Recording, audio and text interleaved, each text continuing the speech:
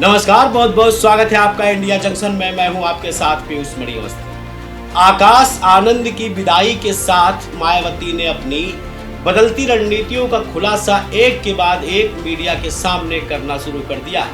अचानक माया ने ऐसा कौन सा बड़ा फैसला ले लिया जो 2007 की तस्वीर को बयां कर गया। 2027 में मायावती का 2007 का सक्सेस फार्मूला कितना काम आएगा, दिखाएंगे इंडिया जंक्शन की इस रिपोर्ट में। माया का मास्टर ब्लास्टर। कभी उत्तर प्रदेश की सियासत की मजबूत धुरी रही बहुजन समाज पार्टी आज हाशिए की नोक पर है। यूपी की सत्ता से बसपा 13 साल से दूर है। सियासी आधार भी चुनाव दर चुनाव खिसकता जा रहा है।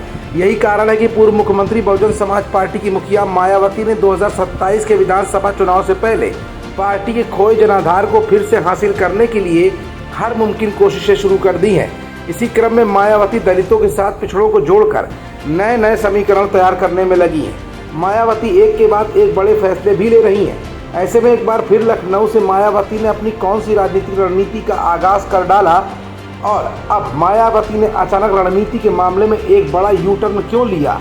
माया की इस रणनीति से कांग्रेस, समाजवादी पार्टी और भाजपा को अब क्या तगड़ा नुकसान हो सकता है, ये कुछ ऐसे सवाल है जिनका जवाब अपनी आज की इस रिपोर्ट में हम आपको दिखाएंगे भी और बताएंगे भी। दरअसल मायावती ने लखनऊ में अन्य पिछड़ा वर्ग ओबीसी की विशेष बैठक बुलाई थी। मायावती ने भाईचारा कमेटी का ऐलान कर डाला है। बता दें कि यूपी में साल 2027 में विधानसभा चुनाव होने वाले हैं। विधानसभा चुनाव होने के लगभग 2 साल का समय बचा है। ऐसे में अब मायावती ने एक बड़ा दांव चला है। मायावती अब दलितों के साथ साथ ओबीसी को भी पार्टी से जोड़ेंगी। 2007 में दलित ब्राह्मण गठजोड़ कर बहुमत से सरकार बनाने वाली मायावती अब दलित और पिछड़ा वर्ग को पार्टी से जोड़कर नई सोशल इंजीनियरिंग की पटकथा लिखने की कोशिश कर रही हैं।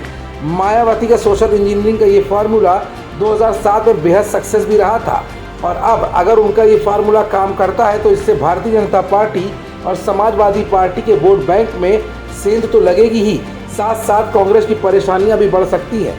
लोकसभा चुनाव में समाजवादी पार्टी और कांग्रेस को पीडीए फार्मूले का फायदा हुआ था, जबकि भाजपा को बड़ा झटका लगा था।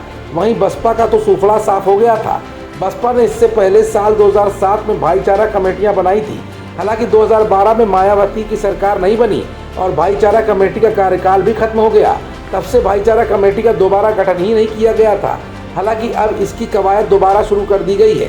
दलित, पिछड़ा, भाईचारा कमेटियों के बाद मुस्लिम और सवर्ण जातियों के साथ भाईचारा बढ़ाने के लिए भी नए सिरे से कमेटी बनाकर बैठकों का दौर शुरू होगा। बसपा ने एक बार फिर दलित और अन्य पिछड़ा वर्ग ओबीसी को साथ लाने के लिए सूबे में भाईचारा कमेटियों का गठन किया है। बसपा की ओर से जारी की गई प्रेस विज्ञप्ति में कहा गया है कि बहुजन समाज के सभी अंगों को आपसी भाईचारा के आधार पर संगठित राजनीतिक शक्ति बनाकर वोटों की ताकत से सत्ता की मास्टर चाबी प्राप्त करने के संकल्प को लेकर अभियान शुरू करने का फैसला किया गया है। इस अभियान के दौरान गाँव-गाँव में लोगों को खासकर कांग्रेस, भाजपा और सपा जैसी पार्टियों के दलित और अन्य पिछड़ा वर्ग विरोधी चेहरे को लेकर लोगों को जागरूक किया जाएगा। सियासी पंडितों का मानना है कि समाजवादी पार्टी और कांग्रेस पीडीए फार्मूले के सहारे ही 2027 की बैतरणी पार करना चाहती है, लेकिन अब मायावती दलित ओबीसी गठजोड़ की नई पटकथा तैयार कर रही है, जिसका सीधा असर भाजपा, सपा और कांग्रेस पर भी हो सकता है। हालांकि अभी 2027 के विधानसभा चुनाव में पूरे 2 साल का वक्त है, लेकिन यूपी पंचायत चुनाव में मायावती के इसी दांव की अग्नि परीक्षा भी हो जाएगी। फिलहाल मायावती ने सोशल इंजीनियरिंग के जिस फार्मूले को 2007 में अपनाकर सत्ता की चाबी हासिल की थी, वो फार्मूला 2027 यानी पूरे 18 साल बाद किस हद तक कामयाब होता है, ये तो फिलहाल समय की गर्त में है। खबरों से जुड़े रहने के लिए सब्सक्राइब करें हमारा चैनल इंडिया जंक्शन।